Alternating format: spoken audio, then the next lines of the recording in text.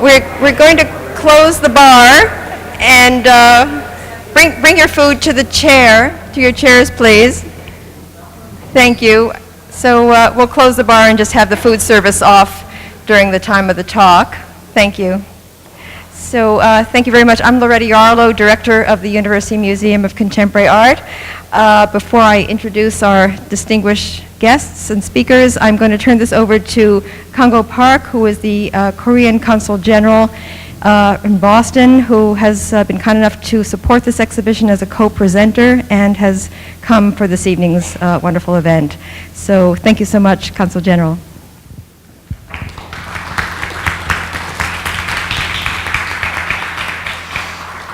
Good evening. I'm very delighted to be here, and thank you all for joining us at this opening reception of Kimsooja video installations. I would like to take this time to thank UMass Amherst and University Museum of Contemporary Art and the Director Yalu for making this exhibition a great success. It is a great honor to be here as not only as a representative of Korean government, but also as a supporter of Kimsooja video installations. Tonight, I'm very happy to introduce to you my fellow Korean, renowned artist Kimsooja. As you may know, her work has been exhibited around the world, including Korea, Germany, Italy, France, and now her work can be seen here in Amherst, Massachusetts. I'm no connoisseur in contemporary art, but I believe in art there is no right or wrong interpretations. And if I may, I could not help but be captivated by Kimsooja's work. Ladies and gentlemen, it is my sincere hope that as you immerse yourself in Kimsooja's work, you leave wondering about the representation and the meaning of each scene. Please enjoy the rest of the evening. Thank you very much.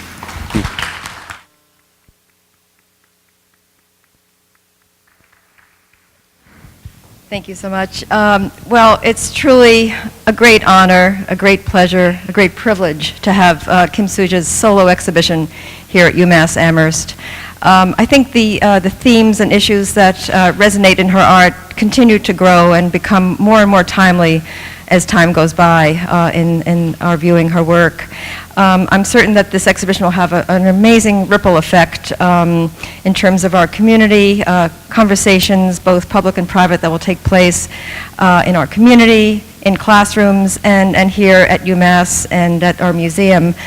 In fact, I would like to point out our Education Curator, Eva Fierst, has organized on October 19th a wonderful panel discussion that will further some wonderful conversations and ideas that resonate based on the exhibition as a catalyst for a lot of ideas. October 19th will bring together a panel discussion among UMass Amherst professors, and Sieko, who is with Global Film Studies, Susan Jahoda, who is in the studio arts, video, film, and photography, Milan Kang in Women, Gender, and Sexuality Studies, and Smith College professor Gina Kim, who is East Asian Studies. They will, of course, be talking about the work on view, and that's circled on your calendar, October 19th from 4:30 to 6 o'clock. I first saw the work of Kimsooja in 1997 in a solo exhibition in Toronto, and have been a long-distance admirer of her work. I haven't been able to see them directly in all the amazing exhibitions she's had over time. She's had solo exhibitions since that period of time at the National Museum of Contemporary Art in Korea, the Reina Sofia in Madrid, the Contemporary Art Museum of Lyon, the Kunsthalle Vienna, PS1, MoMA, the Kunsthalle Bern, the Rodin Gallery in Seoul, and that's just a short list. And she's participated in many international biennales in Sao Paulo, the Whitney Biennials in Sydney, Istanbul, Lyon, Valencia, and in magnificent Venice. So I finally did get to meet Sooja. We were just trying to remember when. It was 4 years ago. I made a studio visit and extended an invitation that she do an exhibition here. It's well worth the wait. It took 4 years, but it's been worth waiting for to have this incredible installation. And talk about an installation. It's really the incredible collaboration that's taken place among my UMCA staff and Kimsooja's studio staff. So my heartfelt thanks to Craig Alabin, our installation manager, who has been overseeing everything since early summer, with Chad Seelig, an extraordinary student in the MFA program here at UMass, who's been his right-hand man, and the conceptualization of the installation and came about through Graham McNamara, who was Sooja's studio assistant in New York, and Graham is here. He came and rolled up his sleeves and helped us these last few days, and behind the scenes, amazing support and help from coordination, Ali Rex, Kimsooja's studio, and my own staff, Eva Fierst, Lori Tuomanen, and Justin Griswold, who have been totally hands-on. And of course, the funding we could not have done this exhibition without the support from the Korean Consulate General in New York, in Boston, to have allowed us to do this beautiful installation. And the Fine Arts Center's artist residency fund as well has been a great collaboration. So, honored to have not only Kimsooja here tonight, but Robert C. Morgan, who is returning. We have brought him back in a different capacity this time. He was an MFA student here some years ago and then went on to a PhD at New York University. So Dr. Morgan has a distinguished career as an art historian, an art critic, practicing artist, poet, curator, and professor. And on a personal level, I'm just so happy to have Robert back because I did get to know him before coming here, I was director of exhibitions at Pratt Institute. Robert has been a real mentor to students at Pratt and has really helped this next generation of artists further their careers. Robert's an authority on East Asian art, Korean art. He's written extensively, curated extensively in that field, traveled in that area of the world, has written on Sooja's work. So it's just a wonderful way to reignite his return here, reignite their discussion, and on a personal level, just so happy that this has happened finally for UMass. So I'm going to turn this over. Please join me in welcoming Kimsooja and Robert Morgan.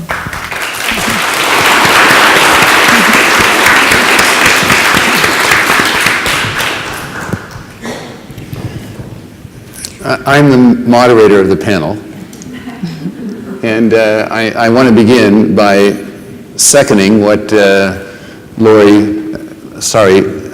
she used to be Lori Yarlow, and now she's Loretta Yarlow. I have to remember that. Incidentally, there are three qualities about Loretta Yarlow that are exceptional on any level professionally. One, she knows a tremendous amount about art, and she knows how to deal with artists. Number two, she has great management skills, and she's wonderful with interpersonal relationships. I think you're so lucky to have her here. And also, she invited me back after 36 years. And so, if for no other reason, but anyway. I also want to say what a pleasure it is to meet and be with Ambassador Park and his family. It's a pleasure to have you here and for Sooja, because this is very important for her. And it's great to have you in the audience and your support. Sooja, I'm going to ask you a couple questions, okay? And then, I have to say Sooja is one of the best artists to talk about her own work. So I'm going to attempt to shut up a little bit and just let her take off because she's marvelous. We've known each other for many, many years, and as Loretta said, I've written about her and so forth, but the greatest thing is knowing Sooja as an exceptional artist, really exceptional artist. I remember at a certain point in your career, you said, Robert, I want you to know that I am an international artist, that I was born in Korea, but I really want to work internationally. Why was that important for you? I think about 10 years ago you told me that. Well, first of all, I really have to remark that how much I appreciate for this wonderful invitation and wonderful collaboration and support from Loretta and also UMass, the whole staffs here, and also Korean Consulate General from Boston, which really means a lot to me. I really want to address that, and also it was a real pleasure to work with everybody, and everybody was so professional and delightful and warm and inviting.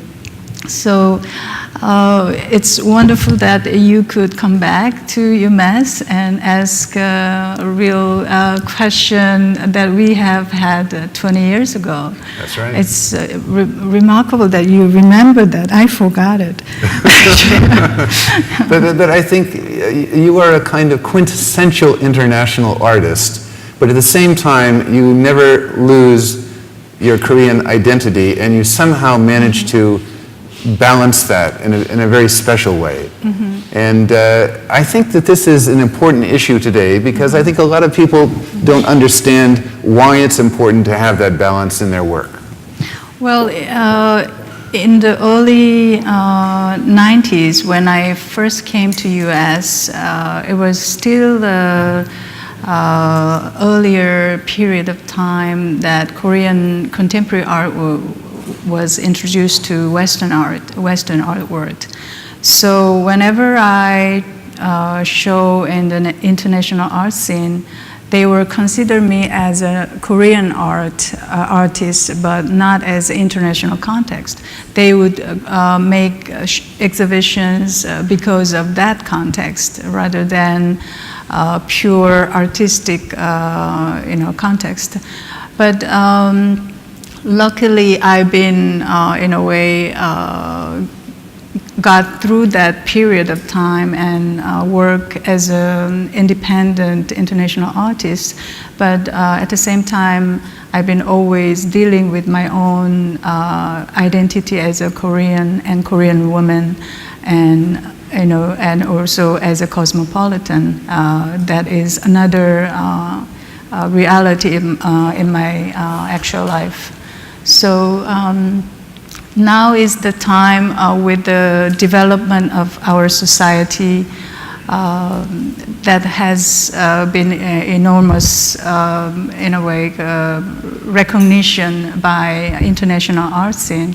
So many Korean, even young artists are showing around the world.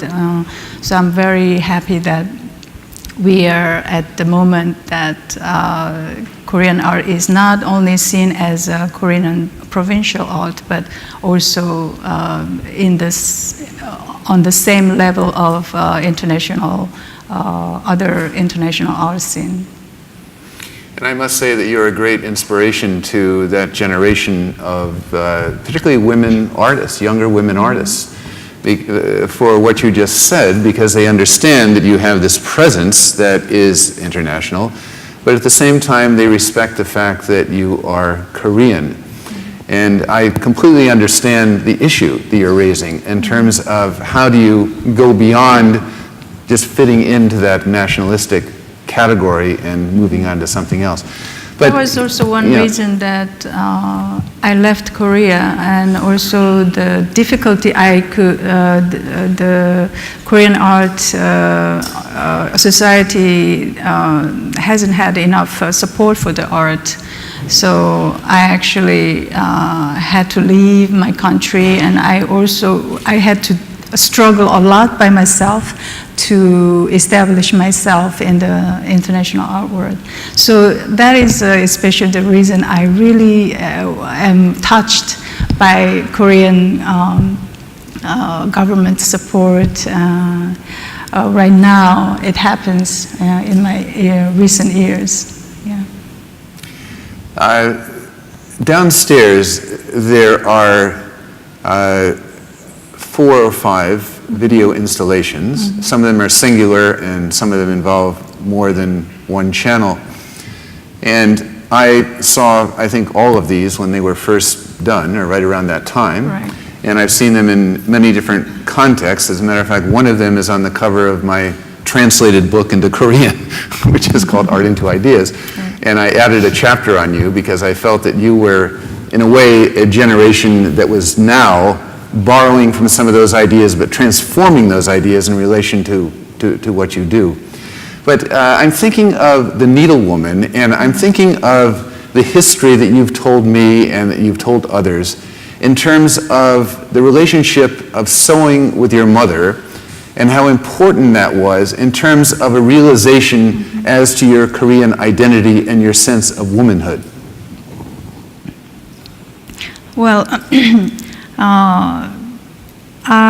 it'll be helpful for everybody that I explain a little bit my earlier practice, that is a sewing practice in the early 80s. And also my background as a painter.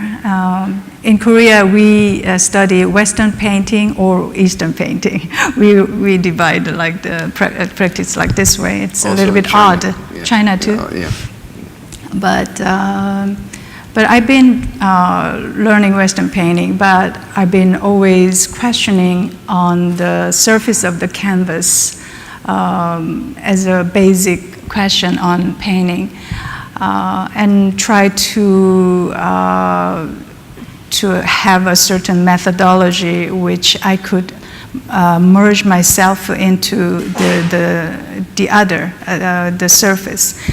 But then one day when I was sewing a bed cover with my mother, with this silky, bright colored fabric, it was about the moment when I was putting a needle point into the fabric, and I had amazing electric kind of energy and shock coming through my head all the way through my needle point. And I was really astounded by this encounter. And that was the moment when I was searching for the structure of the world, basically searching for the inner structure of the nature, also in our language, in our architecture or furniture, all these, even in our Korean language structure. I've been always thinking of the horizontality and verticality as a basic structure and wanted to link to that field into the whole world. So I was wondering how I can express and create my own vocabulary showing that structure with a medium methodology that was not discovered so far. And that was the moment when I discovered sewing as a methodology of my own practice as a painter. So it was not because I was particularly interested in sewing, or I was a women artist, or I liked sewing, but with that question on the surface, and the other and the self, and to be oneness with the other, and in a way embracing the other. At the same time, I also started sewing using my grandmother's leftover clothings. Some clothings she has woven by herself, and some parts of the clothings after she passed away. So it was, in a way, weaving invisible presence of her body and memory of her. So those questions on the surface and also the question on body, life and death and human destiny was parallel to my practice in sewing. Then I've been working on sewing and then wrapping the Korean folklore objects I found in daily life with the used clothing around. Then I started making botari, which is bundle in Korean, from 92 when I was at PS1. But overall, I discovered all this work happened intuitively and instinctively rather than with the logical kind of investigation. So when I look back all these experiences and practices, I discovered that all that has been happened because the sewing itself has the notion of wrapping in it. For example, the wrapping the fabrics around the object was also, in a way, wrapping sewing, and also wrapping the bundle was also another way of three-dimensional sewing. Because sewing is, in a way, wrapping the threads around the fabric. This continuity and this circulative action and the performative element also in it has been all incorporated with my Needlewoman piece. In the end, I came up to this title, A Needlewoman, taking my body as a symbolic needle.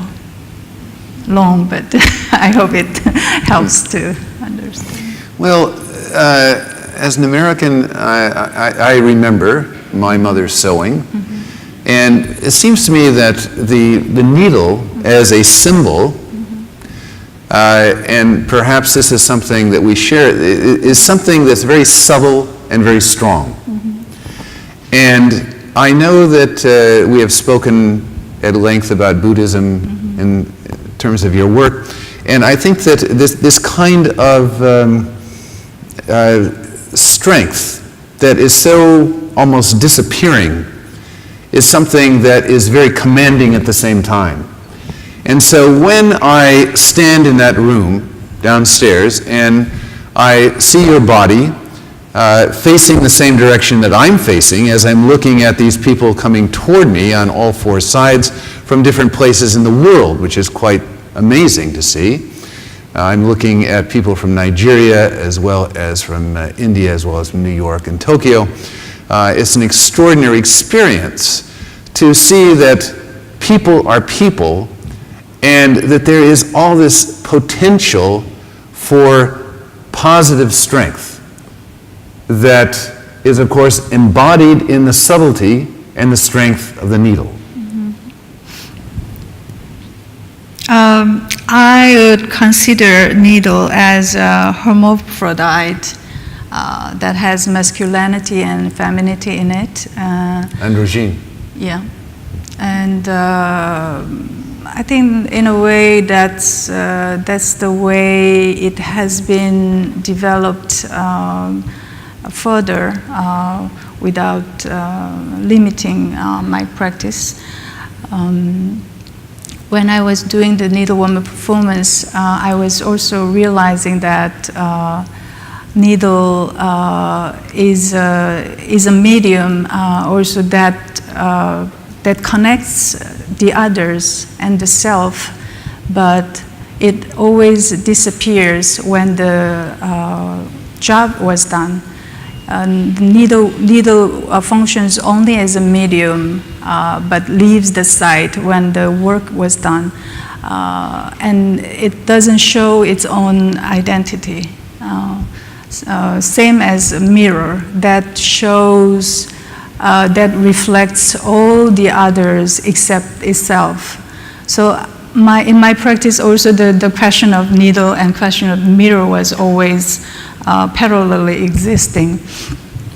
But also, consider my body as a symbolic needle because it also functions as a barometer and medium that weaves different society, geography and culture, races, economy and fashion, and all these surrounding elements of my body. And also the void the needle has allows the other enter to the body and see what I'm looking at. So when you look at the video first time, you would find my body in a way a certain obstacle that blocks your view. But when you look at it a little bit longer, you would start forgetting this image, and then you start entering the space I am standing. So that is the moment when the audience's body is entering my body and look at the scenes I am looking at in the street. Oh Kwang-soo is still one of my favorite Korean critics who has written about your work. And I'm very interested in the comment that she made about the fabric being concrete, but at the same time, there is the non-concrete of your thoughts in relation to the fabric. You remember better than I do, definitely. Suja, Yes. you know, what I'm trying to suggest is, do you feel this kind of, shall we say, disappearance of the self or disappearance of the ego when you're in the process, when you're engaged in this street with these people? Yes, definitely. When I was actually doing the first Needle Woman piece in Tokyo, I didn't really plan to stand still to do that project, but I was planning maybe I had a vague idea actually, and usually I never plan things, and I just immediately insert myself. So I was thinking maybe I can do a walking performance. So I've been walking with crew hours, and I couldn't really find the right moment and energy and place. So we've been finally arriving in Shibuya area where hundreds of thousands of people were coming and going. And I was totally overwhelmed by the crowd and the power of humanity there. So I had to just stop there. I couldn't walk even a step forward. So I stopped there, and I also realized the meaning of walking. And I clearly realized that this is the performance I want to do. So that's how it happened. But in terms of your question, I was a little bit out of the context, no? It's okay. The way you describe this experience. Oh yeah, disappearance. Yes. Yeah. So while I was standing still, it was very vulnerable and hard to resist all the energies coming towards me from the street. But I was able to concentrate and centered, and in the middle of performance, I was almost liberated from this crowd, and I was totally in peace and happiness.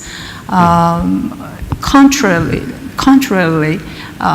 while I was in a way embracing people and wrapping the people inside of my body as a botari, but at the same time I was liberating and unfolding them. And my mind was in total peace and equilibrium. Okay.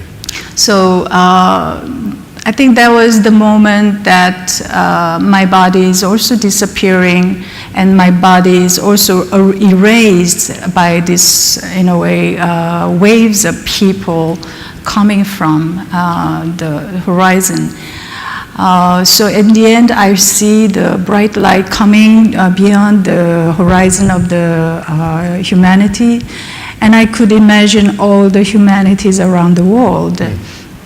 And I was so touched by that special experience, and I decided to go to everywhere in the world to meet every single person in the world.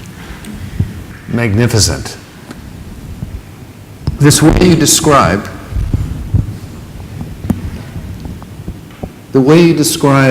this kind of cataclysmic stillness in the crowd, the way you use the metaphor of the botari, the unfolding and the folding, reminds me of how you talk about the needle. It signifies for me something that I understand from the Sanskrit as samadhi. Mm-hmm. Samadhi is, as you know, the highest form of meditation before nirvana. In other words, in samadhi you can return to real life, real time, real space. And I see this experience that you're talking about. Samadhi is presumably the state of the undivided self. I remember doing an exhibition, curating an exhibition in New York where I used that title, Samadhi. I remember. You came to the exhibition, I remember. And I had the subtitle, The Contemplation of Space, okay? But one of my editors from MIT said, "Excuse me, Professor Morgan, I thought there is no self in Buddhism." And I said, "That's not what I said. I said, there is no divided self. Because in the West, Yes. as you often say, there is the self in the other. But in Samadhi, there is no self in the other. There is only this folding and unfolding. Wholeness. The wholeness. Yeah. Yeah. But the way you describe this folding and unfolding. Yeah, almost experienced that at that moment.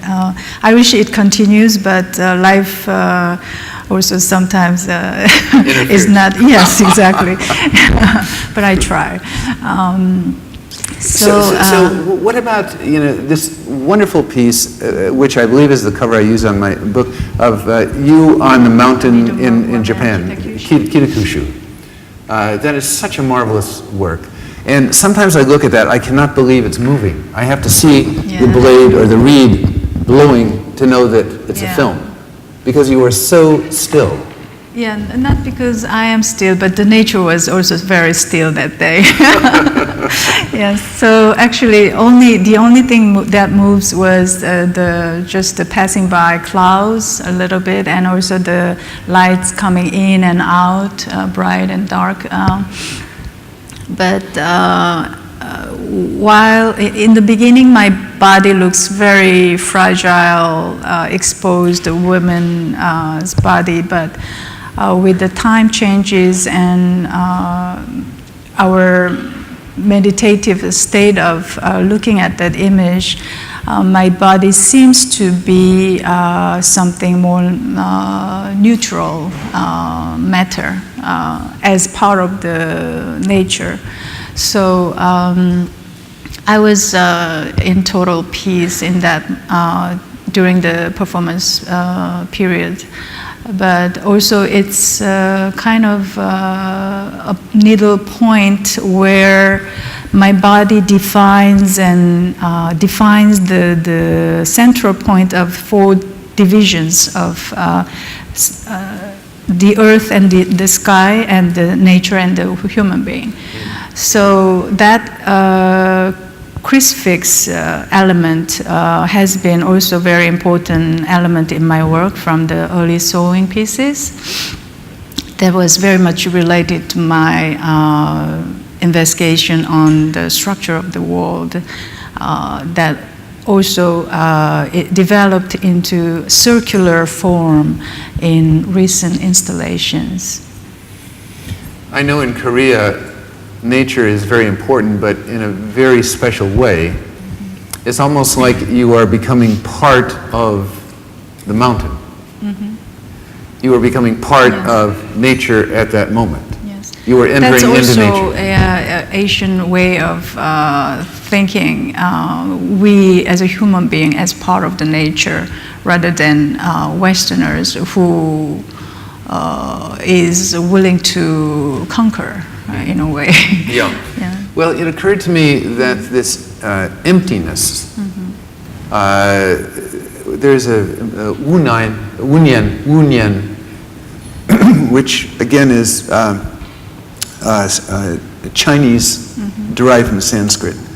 It's the emptiness of mind.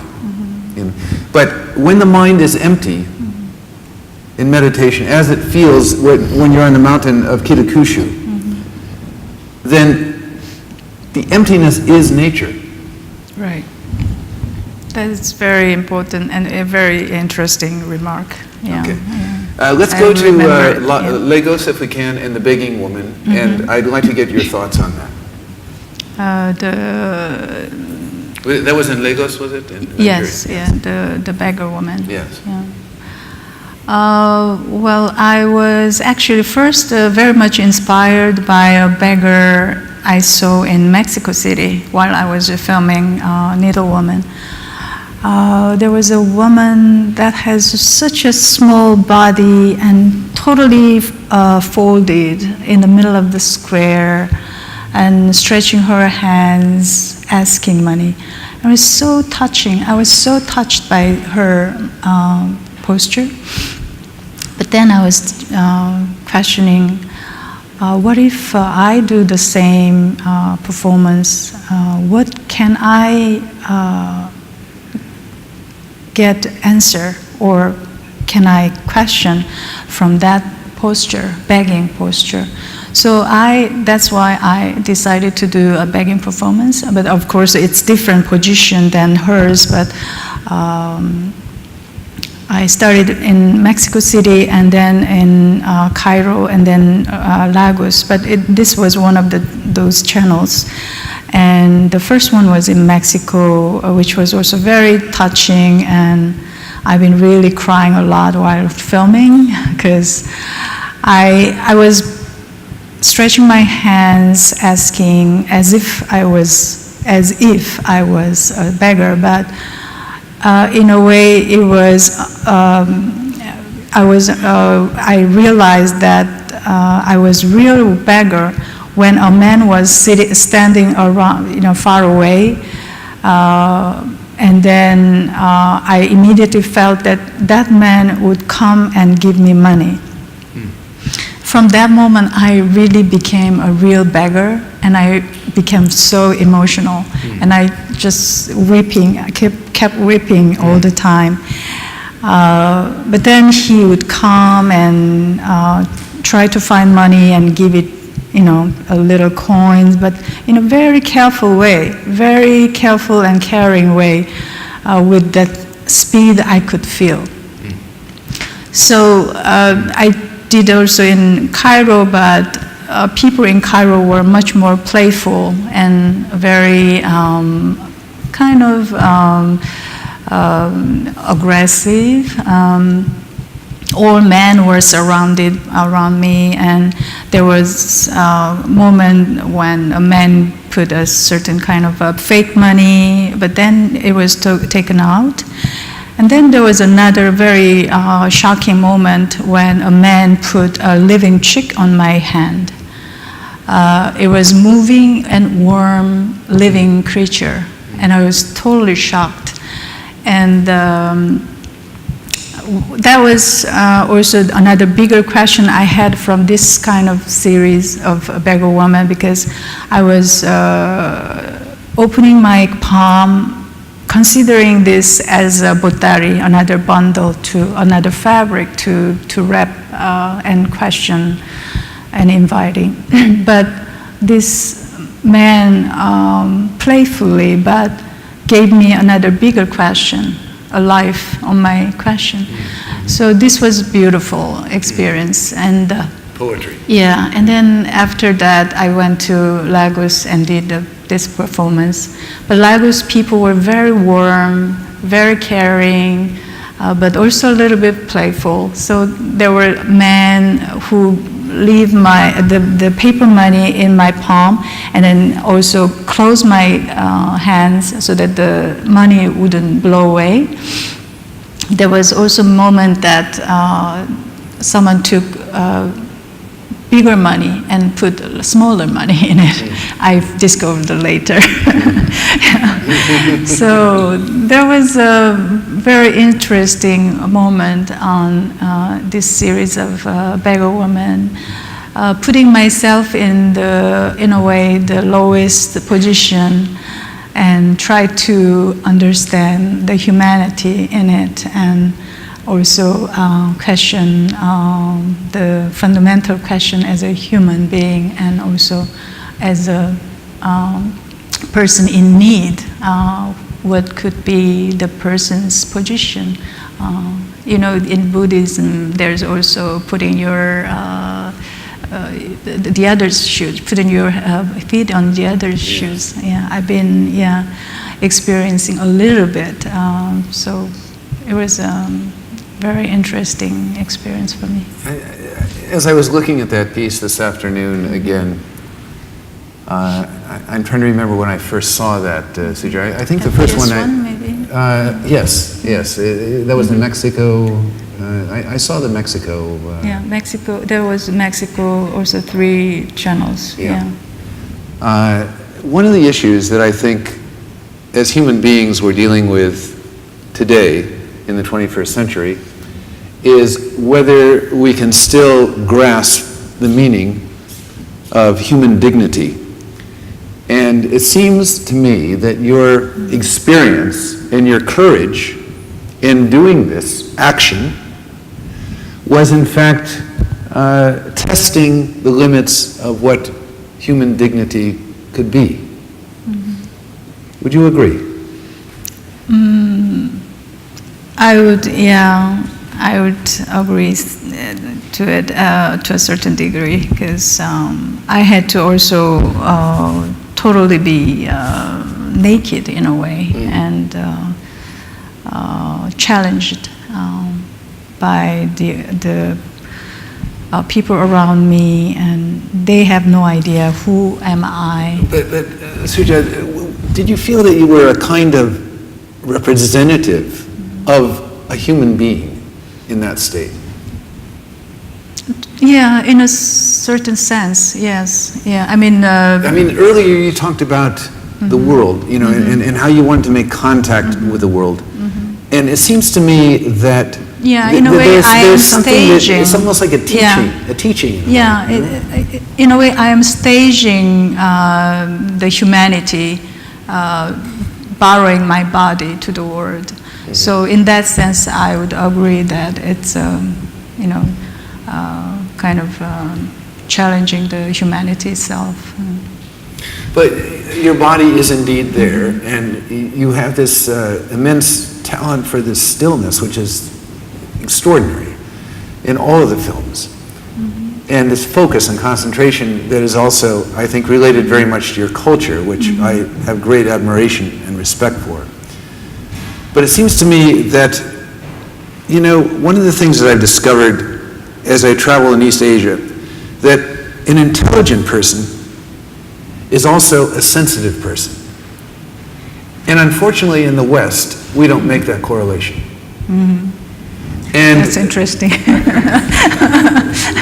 And what I'm suggesting but it also depends on individual. But Of course. I'm making a stupid generality, but anyway, I'm making a stupid generality to make a point. Okay, but it seems to me when you talk about positioning your body in this mode of focus and concentration, that it's also a mental act that is exerting a kind of energy, which I think is also very important in terms of Eastern sensibility, if we can say, that there is no positive or negative energy, as we say in the West. There is energy or there's not. Mm-hmm. And I feel that what you're trying to do is somehow give energy, which is self-sustaining for your action, for your performance also. Mm-hmm. Well, I didn't intend to do this performance to give energy to the other, but in the end, as an artist, I discovered that is also happening whenever I present the pieces, rather than in the actual site I was performing. By giving a chance to meditate what the condition it could have been. And, people are, in a way, replacing their body and their mind into mine. That is an experience, I think, which they couldn't do, which they wouldn't do. So in that sense, I would agree it could be a kind of an example of suggestion, I would say, rather than teaching, to experience and to share the experiences I had. Well, suggestion is also teaching, I think. There's that great line of Mallarmé, the French symbolist poet. I'm also learning, so... This is interesting. He said that when you create, that you are suggesting, that when you destroy, you are defining. That's interesting. I want to go to the video where you're, the river in Japan. Yeah, I mean, for example, when I was walking and stopping walking and stand there, is in a way breaking the movement, breaking the rule, in a way destroying the continuity. That is also interesting comparison, I think. I like that thought very much. I think it's in 2001 where you're in Japan standing by the river. Is that in Japan? 2000 and actually in Delhi, Yamuna River, the laundry woman. Yeah, that's right. Yeah. What I find interesting about this is the water is going sideways, not confronting you, whereas in the Needlewoman quartet upstairs, that humanity is the river coming toward you. Right. There's also a certain verticality and horizontality in those two elements. That's interesting that you discover. So, well, the vertical and the horizontality in Korean language is very important. As you know, in terms our language consists of this Chonji-in, like the sky, the earth, and the human being. And I was actually experimenting that one when I was in graduate school with those three elements. And I did some kind of performative serigraphy series, stretching my arms in different horizontality and verticality. I wish I have a chance to show that images one day. So it is very much related to our culture and subconscious kind of knowledge. Who was the wonderful emperor at the beginning of the Chosun dynasty who thought of the language in that? Sejong. King Sejong, yes. King Sejong. There's also a wonderful photograph of Mondrian doing this kind of meditation, the horizontal and the vertical. Of course, it is also universal. Since the beginning of the history, human history, there's always evidence of crucifix or horizontality and verticality as a symbolic meaning, and used for belief, and so that is also was also one of my thesis subject. So I also worked on that when I was at graduate school. It's a universal symbol. But it is also coming, I actually related to Sigmund Jung's inner mind structure, the archetype of mind that is regenerating to everybody in history over and over. So that's how I explain how this symbol of cross, since the beginning of the history, regenerates all the time up to contemporary art. Even though the contemporary art requires new ideas and forms all the time, it always regenerates from ancient objects to religious symbols, to Mondrian, Frank Stella, Joseph Beuys, and we could name everybody. A couple more questions, and then is it appropriate to open it to the audience? Okay. Going back to one of the essays of Oh Kwang Soo, where she talks about the importance of shamanism in your work, that you are tracing the shadow through Mongolia, through Manchuria, through Siberia. And it occurred to me that this is incredibly special, that the tradition of shamanism from your culture, I think, is something that we need to understand and feel. Do you agree with Miss O? Do you agree that, oh, is it Mr. O? I'm very sorry, okay. I don't think I've met him, have I? I like his writing tremendously, but anyway. Yeah, I mean, do you agree that somehow shamanism is embedded in your performance, in your action, as you're going to the mountain, as you're going to the river, as you're going to New Delhi, as you're sitting in Lagos begging? That seems like he's talking that you are crazy.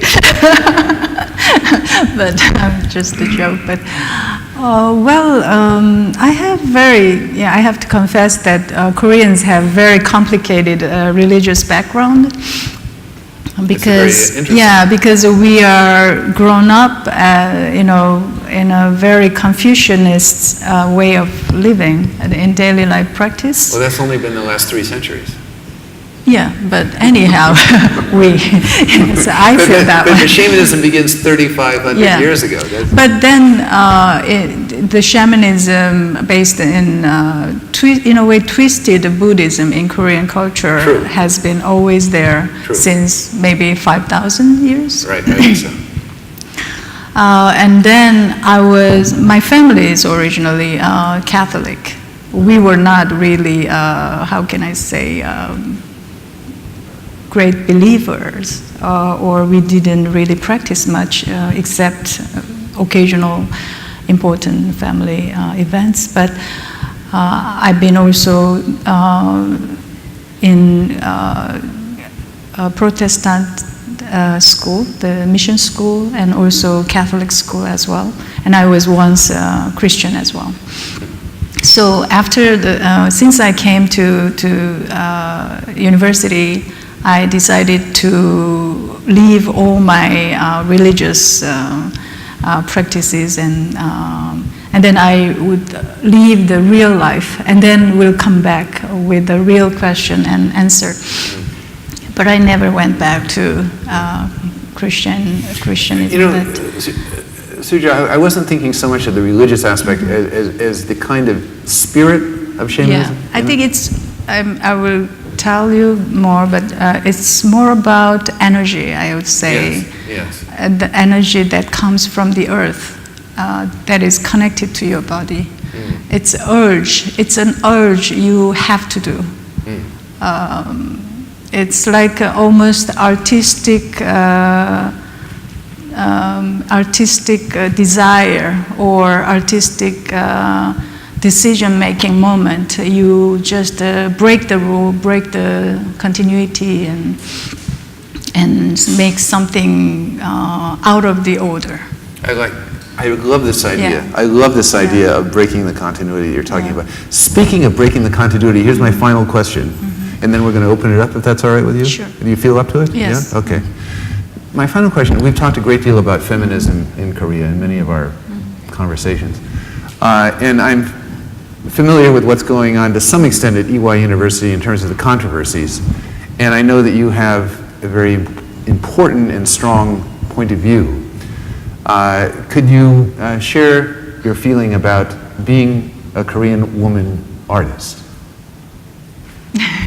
I forgot that for a long time, actually. Well, I didn't really realize it until I came back from New York, from PS1 residency. After living in New York for a year and a half, I realized, and I started looking at my society in a very critical way. I see the way of treating women in our society much more unfair and unreasonable, and I see a lot of contradictions in our society than before. Things are changing very fast. Yeah, yes. But now I think it is really progressing a lot, and women's position is much higher than it was 10 years ago, and women are the ones who really enjoy life, and men are the ones who only works. But there's still a certain kind of discrimination, but I think it exists everywhere, but it has been really progressed a lot. I was very interested in relation to this question. At one time, you were talking about how there is so much to deal with in Korea as a woman. Mm-hmm. Why do we need the imposition of Western theory mm-hmm. to teach us essentially what we already know? Right, right. Well, I think when you live in a society that has a lot of contradictions and conflicts, you, in a way, are challenged to question more, and you have much more stronger desire to express yourself. So I think artistically it's more interesting rather than peaceful country. I would say like in I don't know, I cannot really generalize. So I think in a way it's very interesting to have the resources and questions and problems around you that gives a lot of challenges and questions to you, and you are always questioned and try to answer why and maybe, and can I do something for this? Can I also have an answer for it and solution for it? So in a way, it's interesting to develop their own practices from their own roots. I think it's in a way, the most important resources to have one's authenticity in their own practices. Yeah. Good. Wonderful. Yes, I'm going to still rely on your MC skills, Robert, to field questions, but we'll use this microphone, which I think is still functioning. So great. All right. Hi.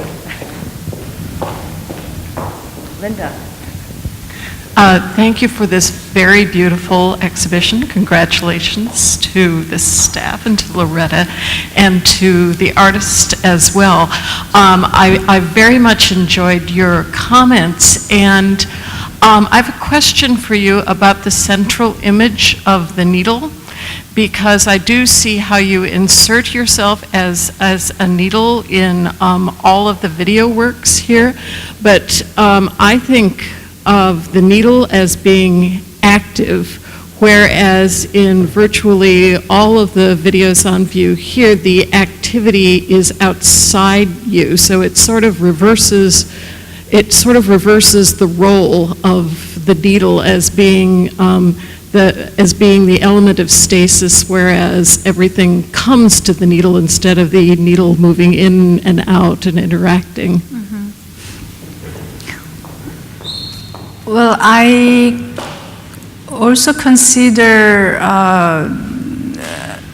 my body as an axis of time and space in Needle Woman performances.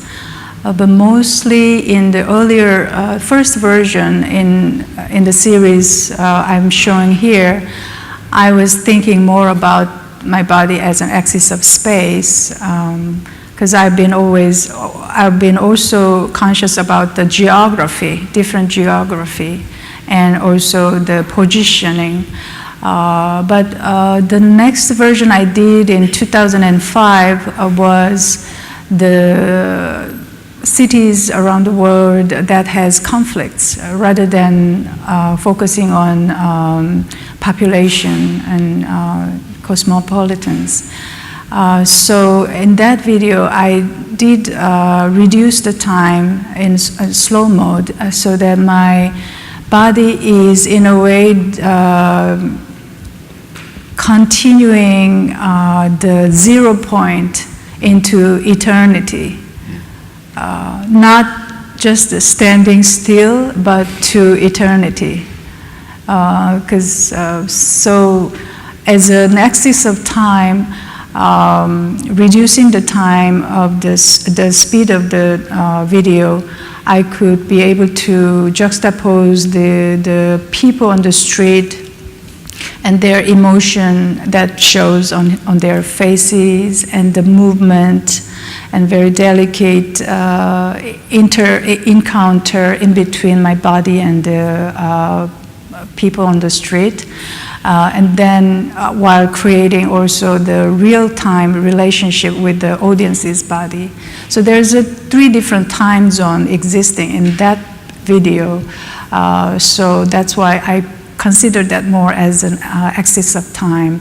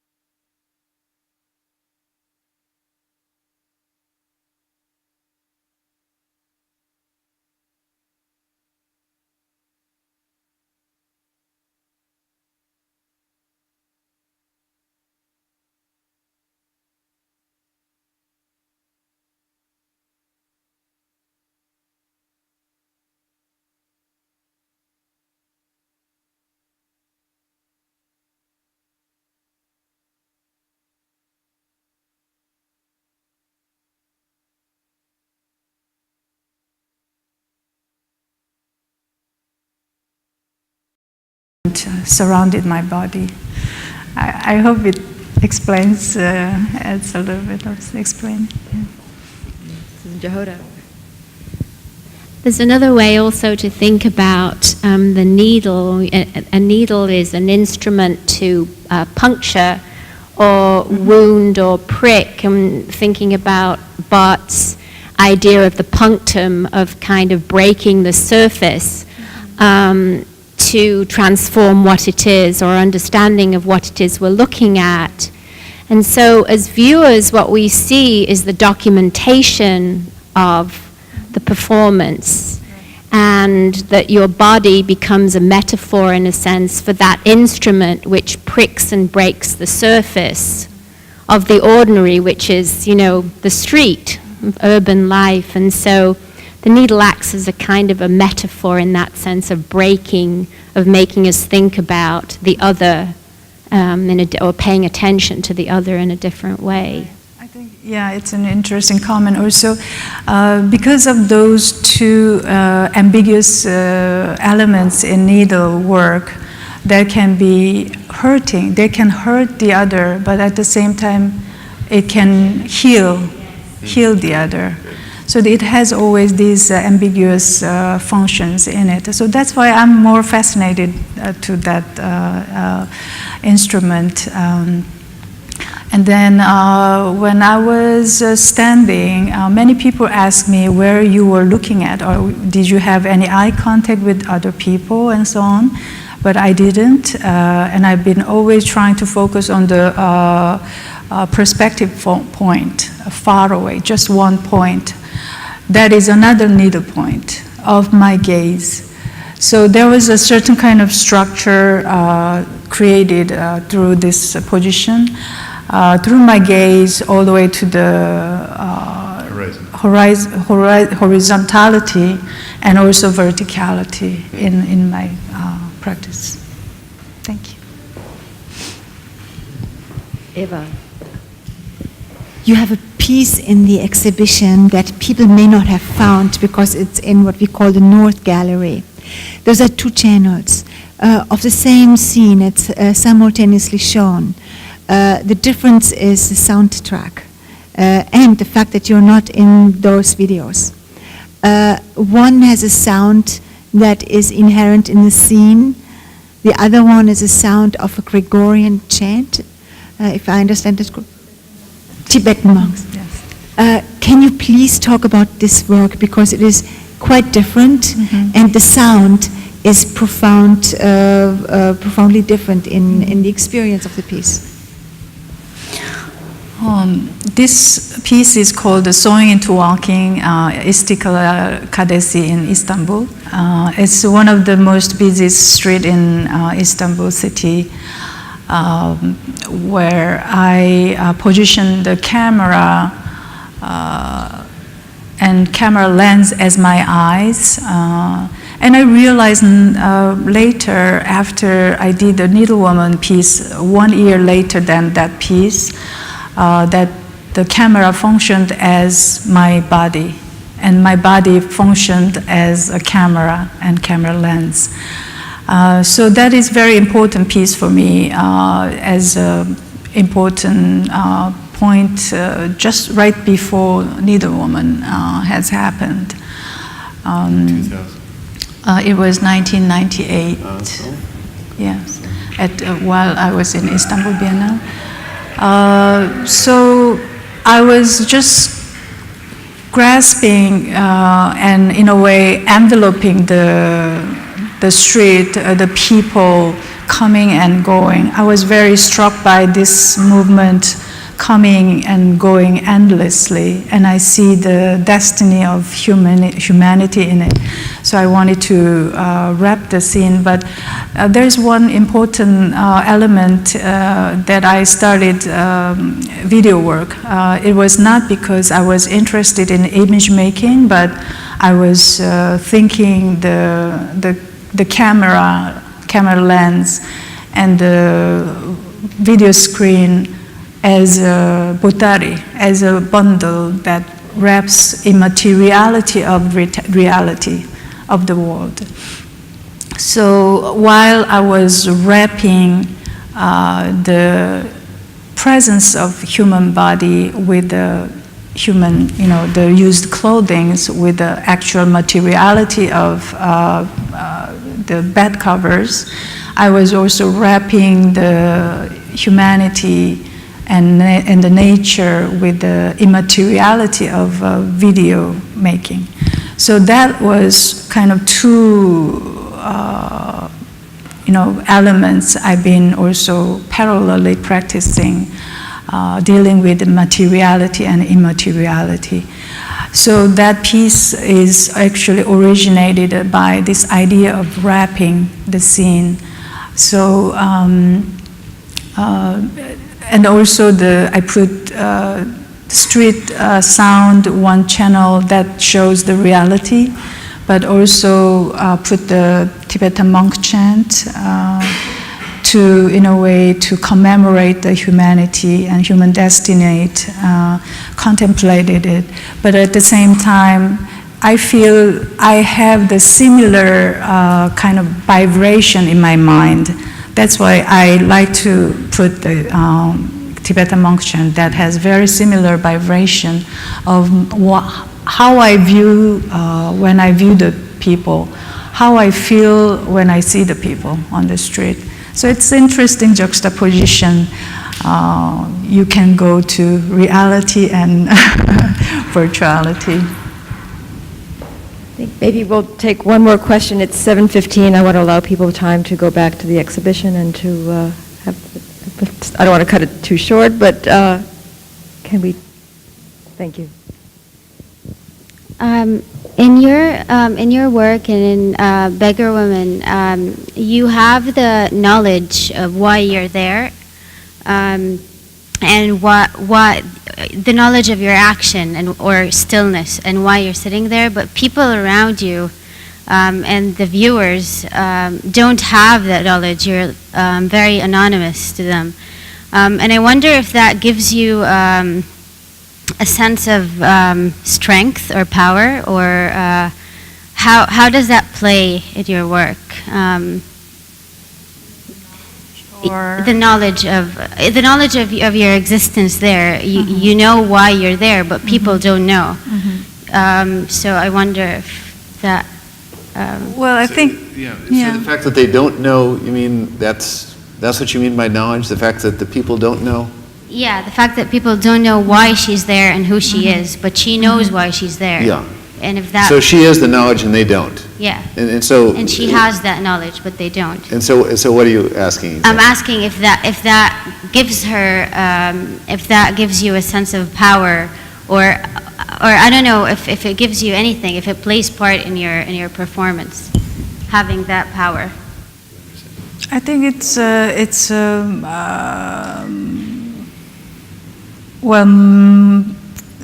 applied to most of the performance pieces, I would say. But also sometimes the performance happens without knowledge, without knowing what they are doing. Sometimes I don't also. I mean, I do it, I insert myself to the location, I just feel the energy and I have to do it. But the knowledge came always afterwards, not before. I don't work with knowledge, actually. I just insert my body, like almost like a shamanistic energy, impressive energy. We could say like Kunstwill, something like that. But I discover always later, and I find the logic in the logic of sensibility and logic of energy. So I think that's the energy that gives you strength to continue to do it. Thank you. Thank you very much.